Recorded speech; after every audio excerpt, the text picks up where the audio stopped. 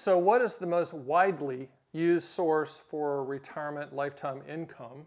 I think we all know that answer, but I'm going to tease you a little bit and give it to you in pieces and also wrap it around kind of a presentation and a factual foundation of what you should be thinking about for retirement income, for that income floor that you need in Chapter 2, because Chapter 2 is about you.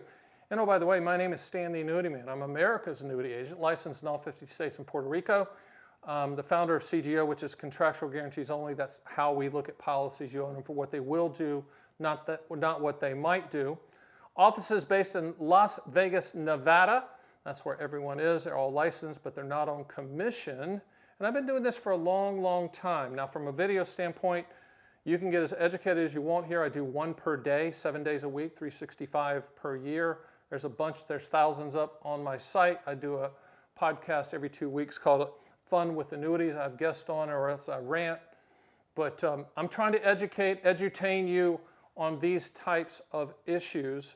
But I'll cover everything else after this.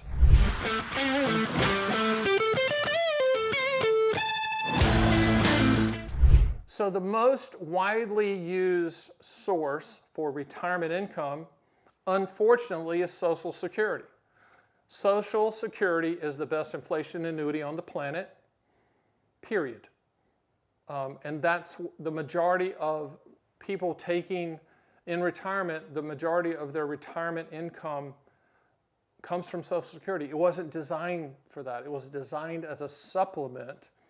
And back in the day when Social Security was introduced, I'm assuming there were a lot of what's called defined benefit plans, which are dinosaurs now. Defined benefit plans were pensions that companies offered. You got the gold watch and you got the pension.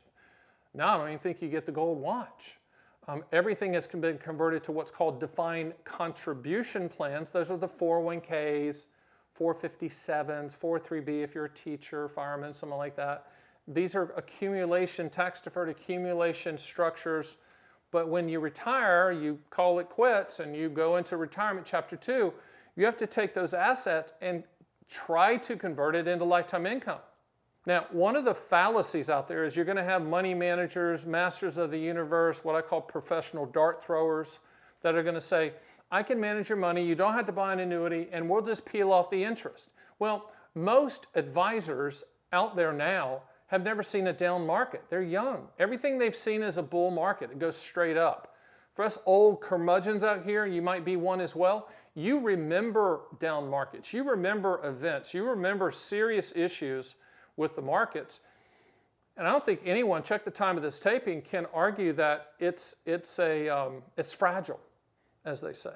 And in retirement, you should definitely not be all in on the markets. It's your call how much you want to put in, but I think there needs to be a foundational floor of retirement income, what I call the income floor, that includes Social Security, that includes a pension if you're one of the 9% of the people that get that.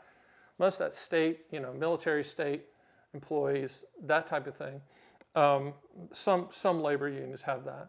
But your retirement income floor has to be in place so you don't have to scramble to make ends meet or live the lifestyle that you've worked so hard to live. So anyone out there saying, don't buy an annuity, I'll just do what's called the 4% rule. The 4% rule has been destroyed factually by so many smart people, the Wade Fowles of the world, that you can just pull it up and say, is the 4% rule valid? I'll guarantee you even the AI chatbots are going to go, no. You need lifetime income. You need to transfer the risk to the annuity company to pay for as long as you live. You need something that's going to combat artificial intelligence, maybe making you live longer, and you need more income to last longer. For us, we're looking at A+ or better. There's 4 types of annuities that provide lifetime income: single premium immediate annuities, deferred income annuities, qualified longevity annuity contracts, and income riders. Okay, and I've written owner's manuals on all 4 that you can get at my site at theannuityman.com. You can go to theannuityman.com and run quotes on all 4 of those. To your heart's content, we're quoting all carriers, and all I'm going to tell you is with it's got to be A+ or better for lifetime income. No exceptions. We're not going to argue with you. It's not something that we're even going to meet you in the middle. It's got to be A+ or better, because we're going through some times where the company that's going to back up your payment or payments, if it's joint life, it needs to be a company that is just rock solid. Now, a lot of people say, well, what happens when that A++ company goes out of business? We're screwed. It's a wrap, as they say in the movie business. It's over. Hug your loved ones. Don't go down the conspiratorial rabbit hole. It's not going to happen. And if it does, like I said, it's over. And it's been a good run. But that also leads to kind of my next point. We don't know how long we're going to feel good in retirement. And there's 3 phases of retirement: go, slow go, and no go. Go, you feel good. You might be old, you're getting gray, you feel pretty good, you can travel, you can move around, it is what it is. Slow go, you need the bar beside the toilet to get on the toilet, if you know what I mean. The knees aren't working, you're not as agile, but you're still there. No go is you're drooling and pooping in your diapers. As the joke says, Big C behind the camera. I tell this joke, and it is true. I was speaking, and there's some know-it-all. There's always a know-it-all in the first row that I end up embarrassing, and he leaves. But he literally stepped on it and said, "Well, that just depends." And I went, "Exactly. That's the name of him." And I think from there on, he was just shut up. But it's not a joking manner. Why wait to slow go and no go to enjoy yourself? Fly first class to your kids' will. There's no U-Hauls behind hearses. How many times when you get to the fork in the road, pick it up? How many cliches do I need to throw at you to convince you to stop living with the IRS in your head rent-free and just go on and live your life? Lifetime income is, we talk about water being a commodity and water being the next thing that's going to be a big issue. Lifetime income is the next big issue. If I was running for office, which I should under the contractual guarantees only party, CGO, I would talk about lifetime income. Now, if I was a sociopath, I'd talk about getting money from you to pay everyone else's lifetime income, which someone's going to do. They're already doing it. They're already floating what they call basic income or universal income. There's some cities that do it right now. It's common. And why is it common? Because 75% of all taxes paid are by the top 10%. That's not sustainable. You know that. Can't work like that. Bottom 50% pay 3%. I know some of you out there going, well, that's just fair. That's just the way it should be.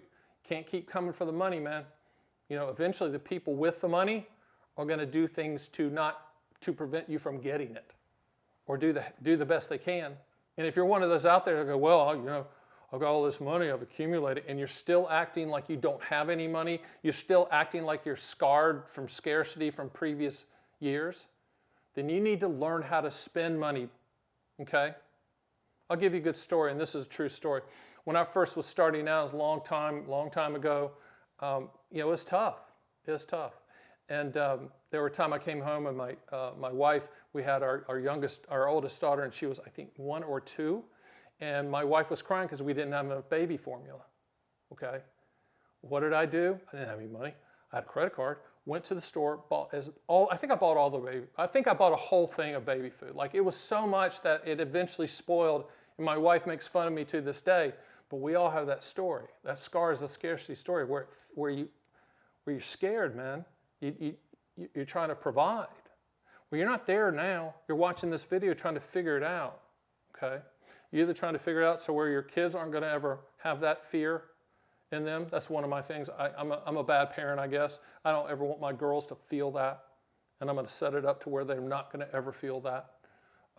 We can do that as well. I call that lovingly handcuffing your beneficiaries. But again, it's all under that lifetime income umbrella.